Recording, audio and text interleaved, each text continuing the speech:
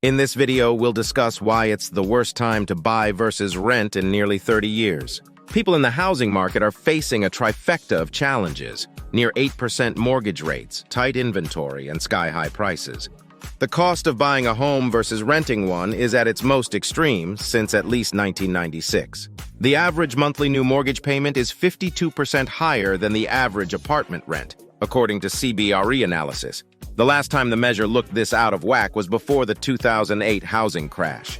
Even then, the premium peaked at 33% in the second quarter of 2006. From 1996 to mid-2003, the average cost to buy or rent was more or less equal. After the global financial crisis, low interest rates and plenty of housing supply meant it was about 12% cheaper on average to buy a home than to rent one during the 2010s. The current hefty ownership premium reflects the surging cost of debt as rates on a 30-year mortgage reach 8%, as well as high house prices since pandemic lockdowns raised the value of domestic space. The current median home price in San Diego, California is $999,900 as of September 2023. If someone bought a new house in San Diego for $1 million and put 20% down, the loan would be $800,000. At 7.8% mortgage rate, the monthly payment would be $5758.96. Add to that taxes and insurance, and the monthly obligation would be close to $7,000.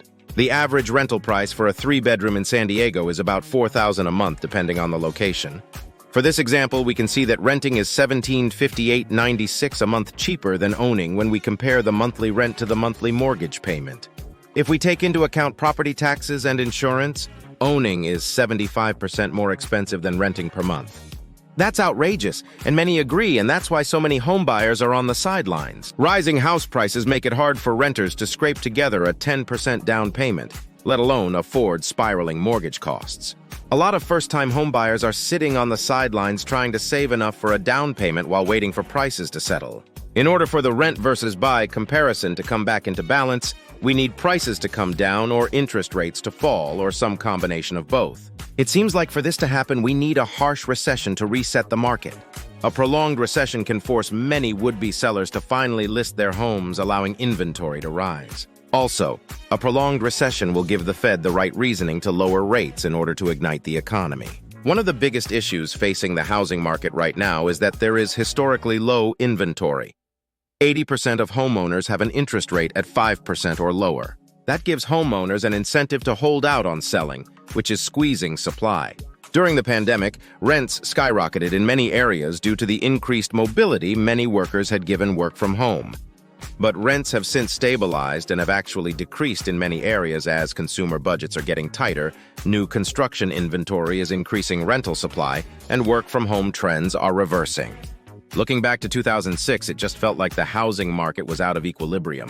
However, the experts at the time kept pointing to the fact that housing was on stable footing, but of course we know how that turned out. Even though it took 2 years for the market to fully crash and correct from 2006 to 2008, it did happen. Today's market is much different than 2006, but it's similar in that things just feel off. The rent versus own equation is out of balance in a way that it hasn't been in nearly 30 years. While it may not be days, weeks, or months away, we will see a correction, whether it's from a harsh recession or an increase in inventory or some combination of both.